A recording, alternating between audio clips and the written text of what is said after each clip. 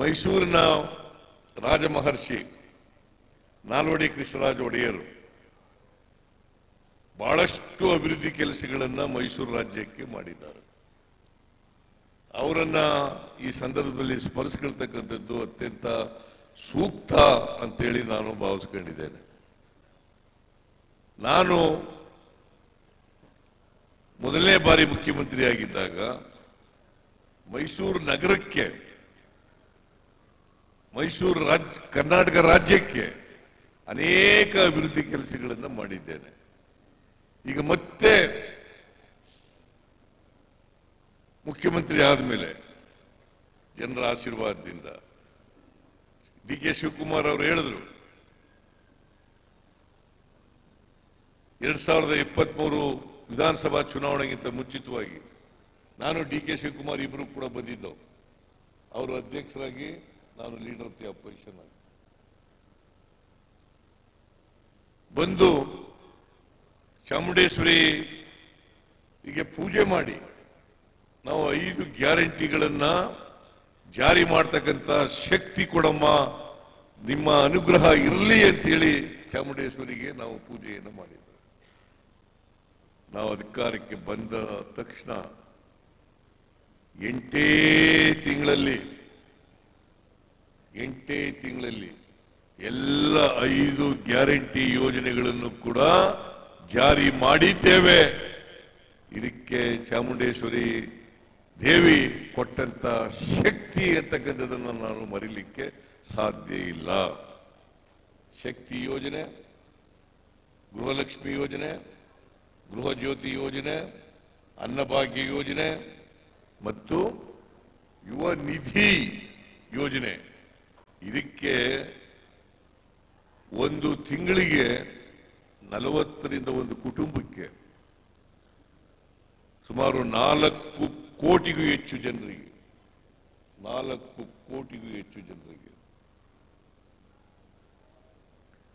ಪ್ರತಿ ಕುಟುಂಬಕ್ಕೆ ಒಂದು ತಿಂಗಳಿಗೆ 40ರಿಂದ 50 ಸಾವಿರ ರೂಪಾಯಿ,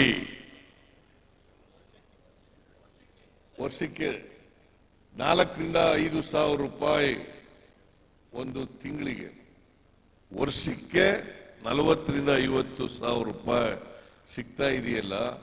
ಇವತ್ತು ಪ್ರತಿ ವರ್ಷ 56 ಕೋಟಿ ರೂಪಾಯಿಗಳನ್ನು ಖರ್ಚು ಮಾಡ್ತಾ ಇದ್ದೀವಲ್ಲ.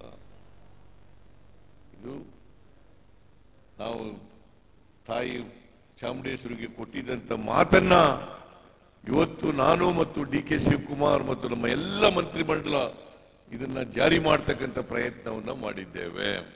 ಇವತ್ತೆಲ್ಲ ಖುಷಿಯಾಗಿದ್ದಾರೆ.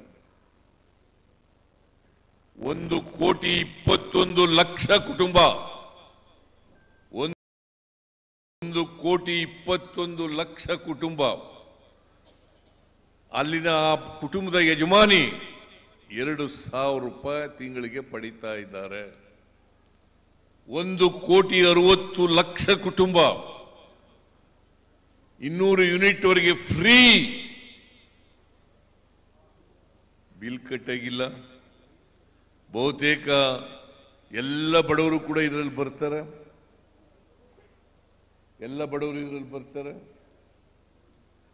ಅನ್ನಭಾಗ್ಯ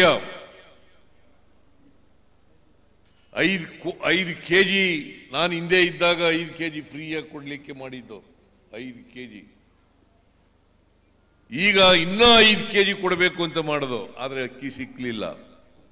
ಅದಕ್ಕೋಸ್ಕರ ಪ್ರತಿಯೊಬ್ಬರಿಗೆ ತಿಂಗಳಿಗೆ 170 ರೂಪಾಯಿ ಕೊಡ್ಲಿಕ್ಕೆ ವರ್ಗಾವಣೆ ಮಾಡ್ತಕ್ಕಂಥ ಕೆಲಸವನ್ನು ಮಾಡ್ತಾ ಇದ್ದೀವಿ. ಆಮೇಲೆ 1,82,000 ಯುವಕರಿಗೆ, ಗ್ರಾಜ್ಯುಯೇಟ್ಗಳಿಗೆ ಮತ್ತು ಡಿಪ್ಲೊಮಾ ಹೋಲ್ಡರ್ಸ್ಗೆ, ಗ್ರಾಜ್ಯುಯೇಟ್ಸ್ಗಳಿಗೆ 3,000 ರೂಪಾಯಿ, ಡಿಪ್ಲೊಮಾ ಹೋಲ್ಡರ್ಸ್ಗೆ 1,500 ರೂಪಾಯಿ 2 ವರ್ಷದವರೆಗೆ ಕೊಡ್ತಕ್ಕಂಥ ತೀರ್ಮಾನವನ್ನು ಮಾಡಿದ್ದೀವಿ.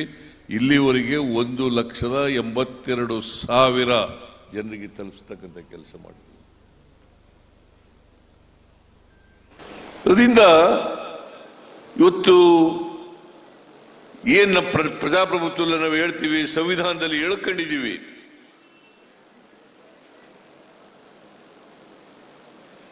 ಯಾರು ದುರ್ಬಲರಿದ್ದಾರೆ, ಯಾರು ಅವಕಾಶಗಳಿಂದ ವಂಚಿತರಾಗಿದ್ದಾರೆ, ಆ ಜನರಿಗೆ ಆರ್ಥಿಕವಾಗಿ ಸಾಮಾಜಿಕವಾಗಿ ಶಕ್ತಿ ತುಂಬತಕ್ಕಂಥ ಕೆಲಸವನ್ನು ಮಾಡ್ತಾ ಇದ್ದಾರೆ. ಬರೀ ಭಾಷಣಗಳಿಂದ ಮಾತುಗಳಿಂದ ರಂಗರಂಗನ ಮಾತುಗಳನ್ನು ಆಡಿ ಜನರ ಹೊಟ್ಟೆ ತುಂಬಿಸಲಿಕ್ಕೆ ಸಾಧ್ಯ ಆಗೋದಿಲ್ಲ. ಕಾರ್ಯಕ್ರಮಗಳ ಮೂಲಕ ಅವರಿಗೆ ಆರ್ಥಿಕ ಸಾಮಾಜಿಕ ಯೋಜನೆಗಳನ್ನ ಕೊಡೋದ್ರ ಮೂಲಕ ಅವರಿಗೆ ಶಕ್ತಿ ತುಂಬಿದಾಗ ಮಾತ್ರ ಸಾರ್ಥಕ ಆಗ್ತದೆ, ಚಾಮುಂಡೇಶ್ವರಿಗೆ ಪೂಜೆ ಮಾಡೋದಕ್ಕೆ ಸಾರ್ಥಕ ಆಗ್ತದೆ ಅಂತಕ್ಕಂಥ ಮಾತುಗಳನ್ನು ಹೇಳಲಿಕ್ಕೆ ಬಯಸ್ತಾ ಇದ್ದೆ.